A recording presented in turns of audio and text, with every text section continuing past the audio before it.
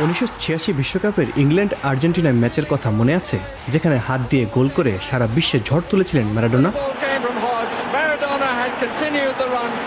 সেই ঐতিহাসিক ম্যাচের 40 বছর পর একই কাহিনী ফিরে এলো 79তম কান চলচ্চিত্র উৎসবের পর্দায়। দ্য ম্যাচ নামের এই প্রামাণ্যচিত্রটি উৎসবের প্রথম দিন থেকেই রয়েছে আলোচনায়। বলা যায় এবারের বিশ্বকাপ আসর সামনে রেখে কানে গুরুত্বপূর্ণ জায়গা করে নিয়েছে football. Are you ready to connect to a perfect journey with Turkish Airlines?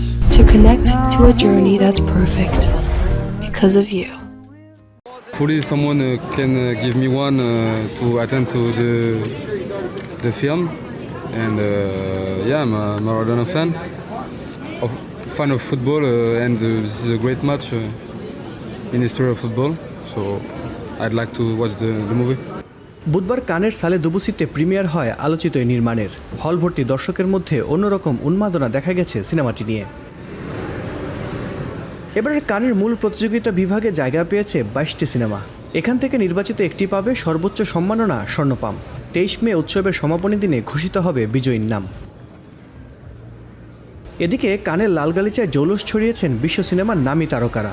হলিউডের ডেমি মোর থেকে বলিউডের আলিয়া ভাট, যেন বিশ্ব চলচ্চিত্রের সেরা তারকাদের এক মিলন মেলায় পরিণত হয়েছে কান সৈকত। দিন যত যাচ্ছে ফ্রান্সের কান শহরে মানুষের ভিড় ততই বাড়ছে। এই ভিড় আসলে প্রমাণ করে সিনেমার প্রতি মানুষের ভালোবাসা আর উৎসবের প্রতি সিনেমাপ্রেমীদের আগ্রহ। এবারের উৎসব আগেরবারের চেয়ে বেশ জমজমাট হবে, এমনটাই আশা করছেন কর্তৃপক্ষরা। ফ্রান্সের কান শহর থেকে আল কাসির, স্টার নিউজ।